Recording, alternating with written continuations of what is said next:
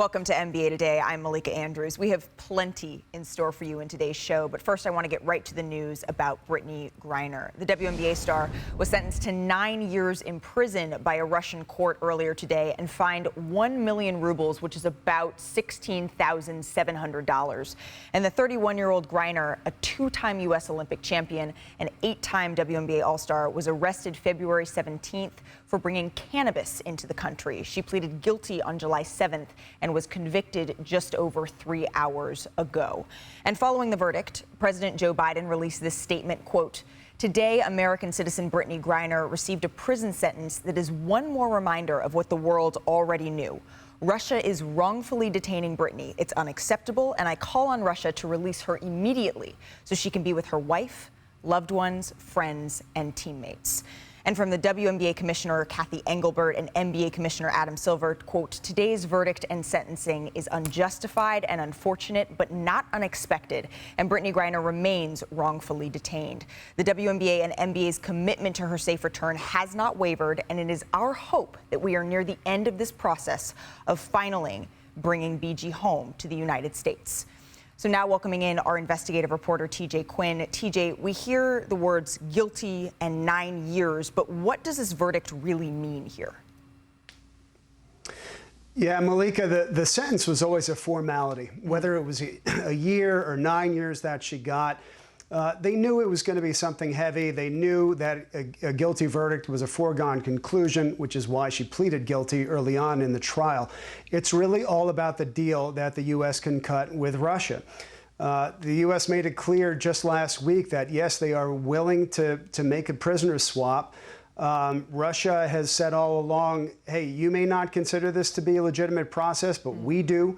It's important to them to maintain that veneer of credibility, try to make it look like it's a legitimate process.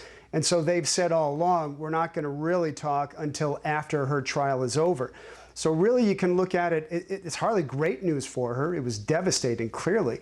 But it also means now that the governments can move forward with their talks. So what was Griner's strategy in this trial, TJ?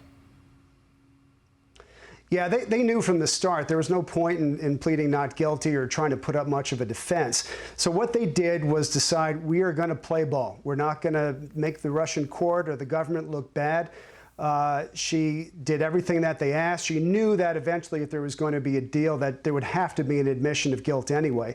So there was kind of a two-pronged strategy. One was, do what you can to influence the court. See if you can't get an sentence, as improbable as that might have been. But at the same time, it also makes it easier for Russia to trade her, essentially, because she hasn't done anything to inflame Russian public opinion against her. She made it clear right up until the end today that she was going to do everything she could to throw herself on the mercy of the court. I want to apologize to my teammates, my club, Gemka, the fans, and the city of ECAT for my mistake that I made and the embarrassment that I brought onto them. I never meant to hurt anybody. I never meant to put in jeopardy the Russian population. I never meant to break any laws here. I pled guilty to my charges. I understand everything that's being said against me, the charges that are against me, and that is why I pled guilty. But I had no intent to break any Russian laws. I made an honest mistake, and I hope that in your ruling that it doesn't end my life here.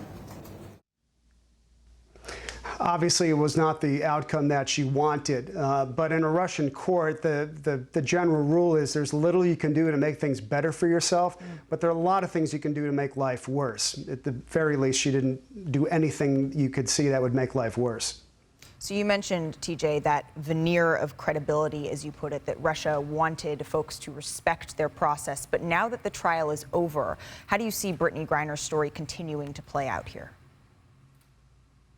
Well, we know that there are already pieces of a deal thrown out there, that the U.S. wants Brittney Griner and another American, Paul Whelan, who's been there since December 2018, in exchange for a man named Victor Bout, whose name's gotten thrown around a lot in the last few months. He's a convicted arms dealer who's doing a 25-year sentence in the United States. When that deal was first proposed in June, Russia apparently came back with an offer asking for a Russian man who's right now in prison in Germany for having killed someone in Belgium. The U.S. dismissed it, saying this is not a serious response. But one thing that's been clear, if you follow these cases, generally when they're resolved, you don't know what's going on until suddenly she's on a plane coming home. There are things that the governments could discuss that are part of a deal that we may never even know about, or things that don't come out for months or years. But for now, this is when the real diplomatic work begins. This is when the real diplomatic work begins. TJ, thank you so much for your reporting on this. We will be continuing to follow this story closely, as will the rest of the basketball world. We've seen support pouring in all over. Tweets from South Carolina head coach Dawn Staley. Hashtag free Brittney Griner. We will not stop advocating for your release. Hold on to God's unchanging hand. We love you, BG. And Asia Wilson, free BG. And Bam Adebayo, shake my head. 9 years, free BG. Thanks for watching ESPN on YouTube. For live streaming, sports, and premium content, subscribe to ESPN+.